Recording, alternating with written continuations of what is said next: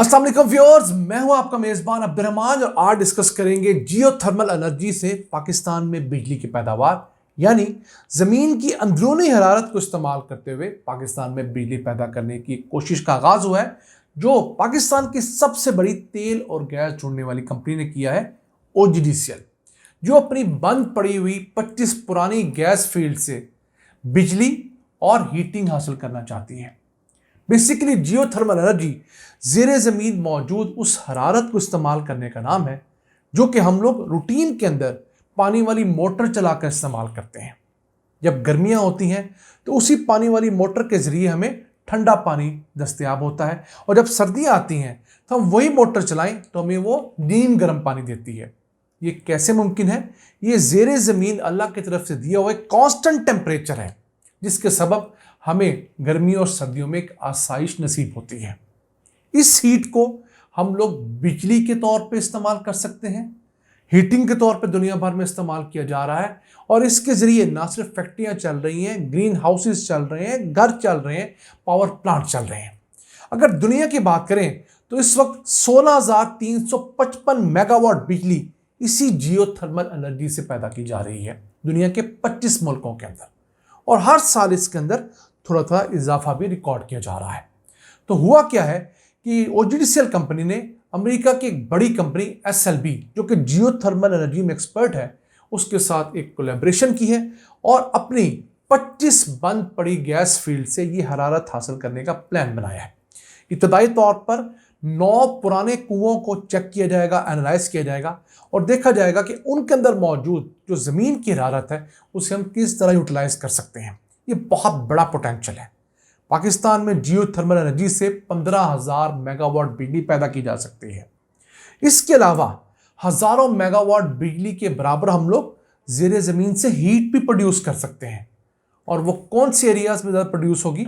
हमारे पहाड़ी इलाकों के अंदर, जहाँ पर शदीद बर्फबारी होती है। वहाँ पर हम इसी ज़ेरे ज़मीन हीट को यूज़ करके हम लोग आसानी लोगों को राहत दे सकते हैं, बिजनेसेस चला सकते हैं। अब दुनिया के अंदर 25 बड़े ममालिक जो हैं जियोथर्मल इस्तेमाल कर रहे हैं, उनमें सबसे बड़ा अमेरिका है, जहाँ 3,900 मेगावाट की पावर प्लांट लगे हैं जियोथर्मल एनर्जी पे। दूसरे नंबर पर हमारा ब्रदर मुल्क इंडोनेशिया आता है, जहाँ पर 2478 मेगावाट के पावर प्लांट लग चुके हैं। तीसरे नंबर पर फिलिपाइन आता है, जहाँ पर 1952 मेगावाट बिजली जियोथर्मल से हासिल की जा रही है।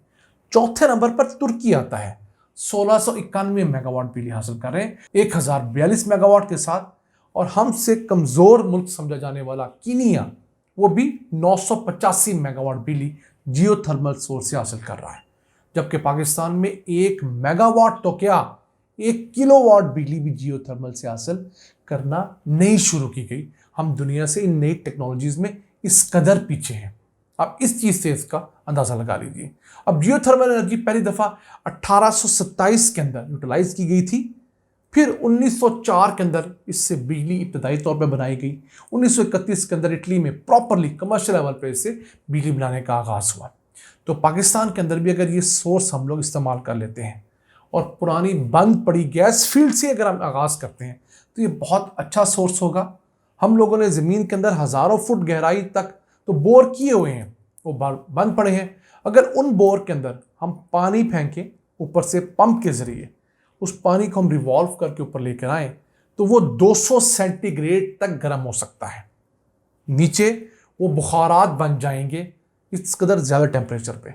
उस बुखारात से हम लोग अपनी टरबाइंस चला सकते हैं। तो अगर 200 ना हो, 100 ना हो, 80-90 डिग्री हो तो भी अच्छा खासा टेम्परेचर है, जिसके ज़रिए हम लोग ना सिर्फ बिजली पैदा कर सकते हैं, स्टीम टरबाइन चला सकते हैं, बल्कि हम उसके ज़रिए अपनी जगहों को गर्म कर सकते हैं।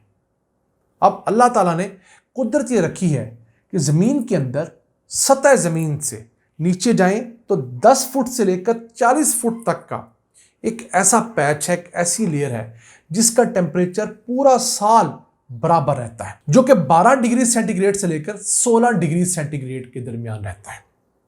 तो दुनिया भर में हो क्या रहा है कि घरों की तामीर के दौरान, फैक्ट्रियों की तामीर के दौरान इस लेयर के अंदर 2 पाइप्स डाले जाते हैं, पानी वाले पाइप्स। एक तरफ से पाइप में पानी डाला जाता है, दूसरी तरफ से पानी निकलता है।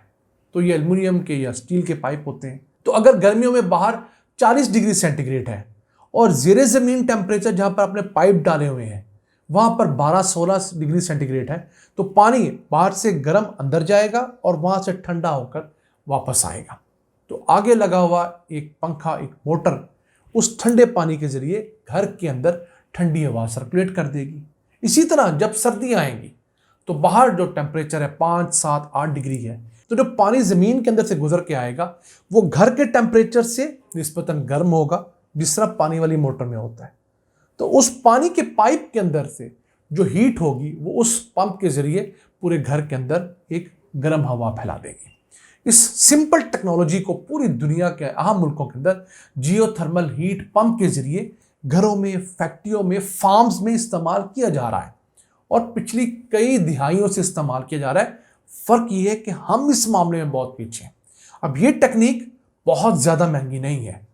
हाँ, एक दफ़ा यहाँ पर हो जाए तो पाकिस्तानी उसका कोई ना कोई जुगाड़ भी लगा लेंगे, कोई आसान सलूशन भी लगा लेंगे। तो इस टेक्निक के ज़रिए हम लोग पाकिस्तान के एक बड़े रकबे के अंदर घरों को ठंडा कर सकते हैं, गर्म कर सकते हैं।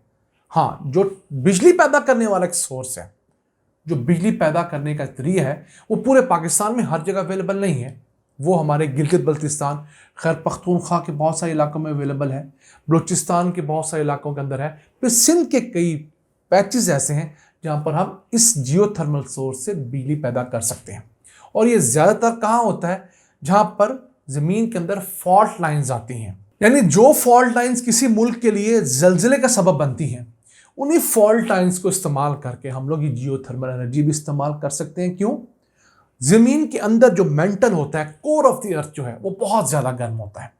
तो वहाँ से हीट जो है इन फॉल्ट लाइंस के ज़रिए ज़मीन तक आती है। तो अगर टेक्निकल बुनियादों पर इसको देख लिया जाए तो उन फॉल्ट लाइंस को यूज़ करके ज़मीन के अंदर से आने वाली बहुत ज़्यादा हीट को इस्तेमाल करके हम बिजली पैदा कर सकते हैं। और 200 सेंटीग्रेड तक अगर पानी ज़मीन के अंदर गर्म होकर बुखारात बन जाए तो आपको बाहर पानी बुखारात बनाने की ज़रूरत ही नहीं है। हम जो नॉर्मल थर्मल पावर प्लांट्स होते हैं, मसलन कोयले के, मसलन तेल से चलने वाले पावर प्लांट, उनके अंदर भी तो हम लोग तेल और कोयला जलाकर पानी को बुखारात में ट्रांसफ़र करते हैं और फिर उन बुखारात से टरबाइन चलाते हैं। तो अगर ज़मीन के अंदर ये काम हमें किया हुआ मिल जाए तो हमारे लिए कितनी आसाइश का सामान होता है। ये चीज़ें हमें देखनी होगी। हमारी हुकूमत को भी चाहिए कि अब पाकिस्तान में जियोथर्मल सोर्स से बिजली पैदा करने की पॉलिसी बनाए ताकि दुनिया भर की कंपनियाँ यहाँ पर आएँ, पाकिस्तानियों को ना सिर्फ इससे बिजली मिले बल्कि हीट मिले, इलाकों को हम हीट कर सकें, फैक्ट्रियों को ठंडे इलाकों के अंदर हम सस्ते ज़राए से हीट मुहैया कर सकें। इसकी कॉस्ट एक दफ़ा ज़्यादा ज़रूर है, लेकिन जब ये लग जाती है तो उसके बाद इसकी मेंटेनेंस कॉस्ट और इसकी जो रनिंग कॉस्ट है ना होने के बराबर है। तो नाज़रीन, ये था आज का एपिसोड। हमें उम्मीद है हम लोगों ने बहुत आसान अल्फाज में आपको एक सकील टॉपिक समझाया होगा। हमारे लिए दुआ किया करें। अल्लाह ताला इस मुल्क पर अपनी रहमत जारी रखे। अपने मेज़बान अब्दुर्रहमान को इजाज़त दीजिए। अल्लाह ने के बाद।